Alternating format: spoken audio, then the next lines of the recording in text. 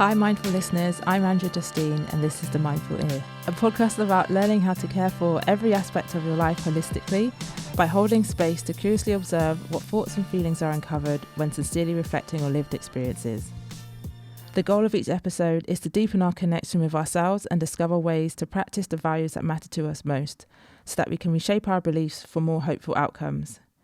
Each week, I'll use a theme of a sacred reading practice to analyse a quote or well-known saying through a specific theme. The theme is used as the bridge to establish an intentional connection with the text, and the reading practice is there to structure the curious exploration and reflect on a resonant life experience. Last week, I analysed a quote from Marquise Brownlee, learn what those three hearts are as early and as deliberately as you can, through the theme setting intention, which encouraged me to be more deliberate about setting intentions that pursue more fulfilling outcomes.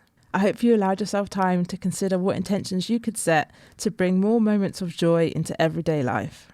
I'm excited to continue discovering what gifts will be given by allowing time to sincerely reflect on lived experiences, as well as continuing to learn how these gifts can be used to aid the progress towards loving life, not because it is perfect or easy or because all its faults have been forgiven, but because there is a greater understanding and appreciation for its complexity. This week's quote is from the TV series Mad Men, an American period drama about the lives of people working at an advertising agency in the 1960s. As with most period dramas, it hasn't aged well, so if you haven't seen it yet and are planning to, keep that in mind.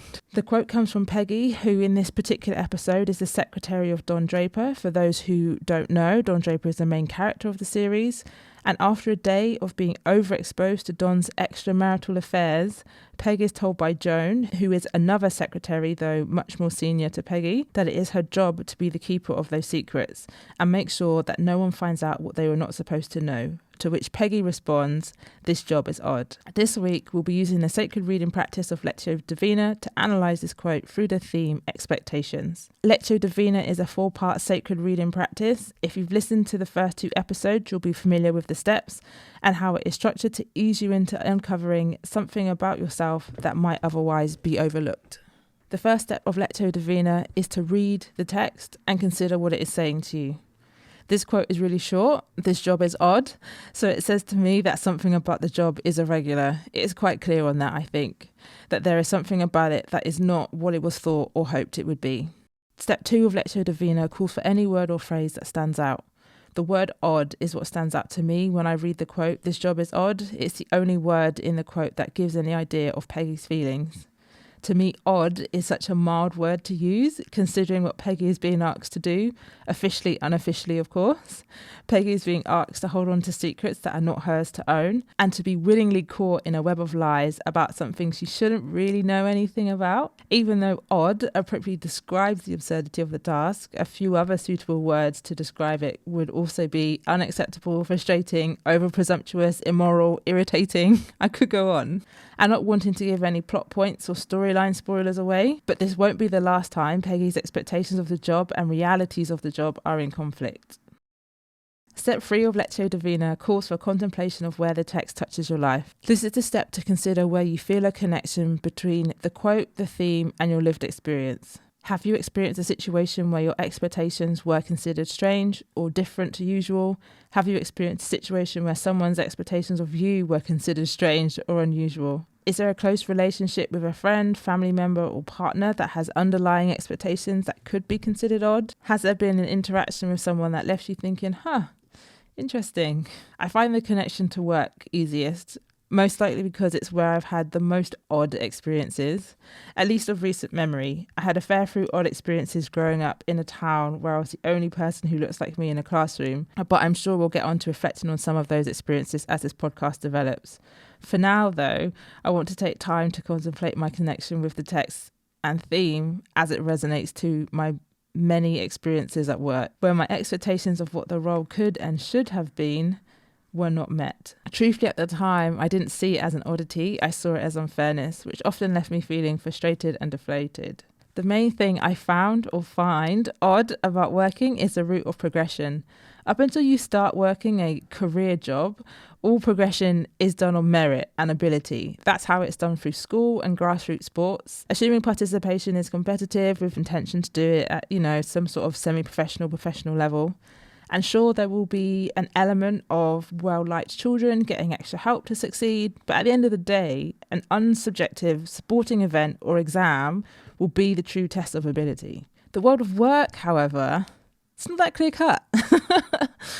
Not every job requires you to take an unsubjective test as a way to demonstrate your abilities. In some jobs, there is an ever-present subjective test running. At least that's what it's felt like to me while climbing the career ladder.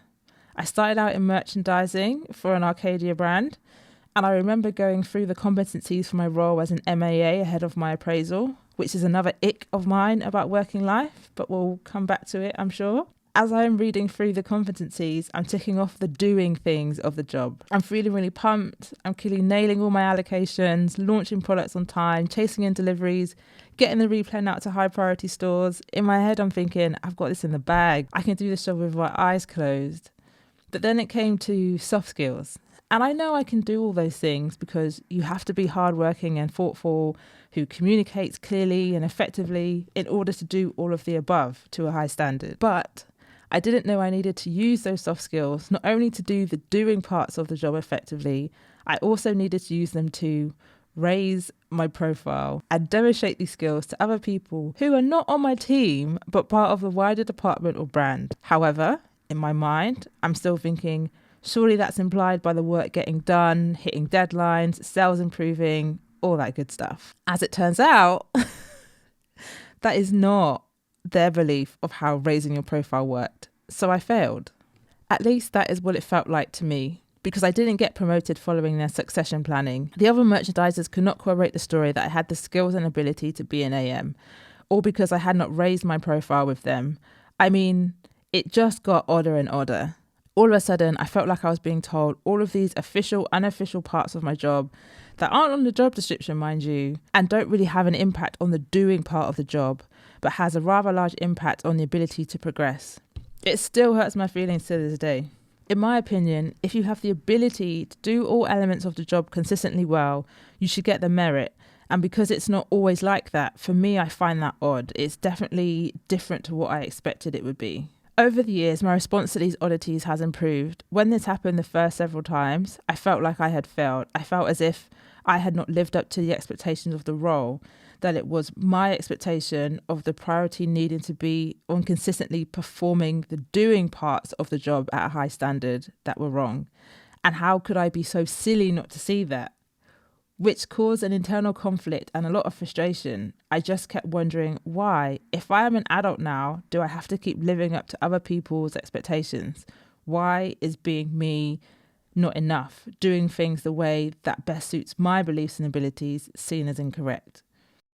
The final step of Lectio Divina calls for consideration of what the connection with the text is calling you to do. Consider what has been revealed to you and how this can be used to set intentional action to apply the lessons to everyday life. I think you could quite easily change the quote, "This job is odd" to "This life is odd" and convey the same subtext. In episode 1, I spoke on what I thought adult life would be like growing up. I thought about it a lot, and to be here now and it be nothing like that, and to be old enough and life experience enough to have some understanding as to why, yeah, this life is odd.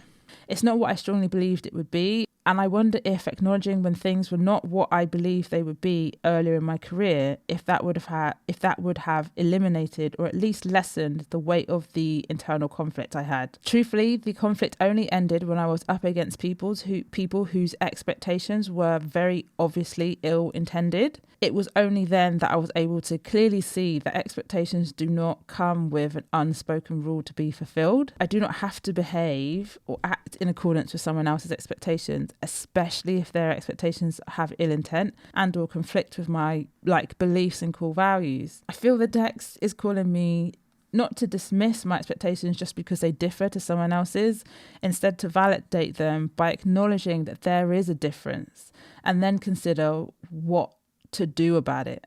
I hope you enjoyed this episode. I find expectations tricky. There are so many quotes out there for reasons why you should not have them, which is almost the same as saying you should not have strong beliefs that anything will be so. And I feel the only reason a person would be advised in such a way is to avoid disappointment. But I don't know if disappointment is always a bad thing. I feel it's our ability to respond to those disappointments which is more important than avoiding having expectations altogether. Early in my career, I didn't have the ability to respond in a way that benefited me. However, with time and adversity, this skill soon developed. So I hope you've been able to take something away from this episode to show that it's not wrong, in air quotes, to have expectations, and consider what opportunities there are for you to develop your ability to respond when your expectations are not met in a way that benefits you and doesn't just completely dismiss that you had a strong belief that something would be so. To end this practice, I want to express my gratitude for being able to observe past experiences without judgment and focus on finding a lesson within it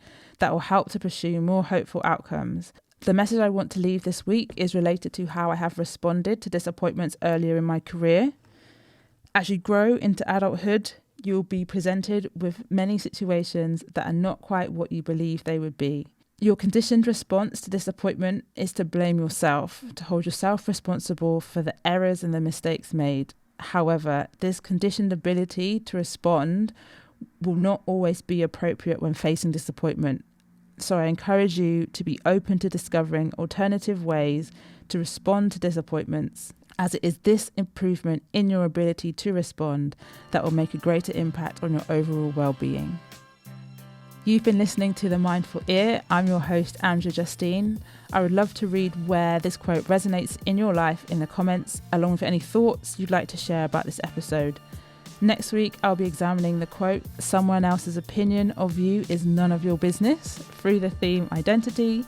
You can follow the show at The Mindful Ear on Pinterest and Instagram, or head over to the website themindfulear.co.uk for the episode transcripts, artwork inspired by this and other episodes, along with podcast recommendations from series I have listened to and loved.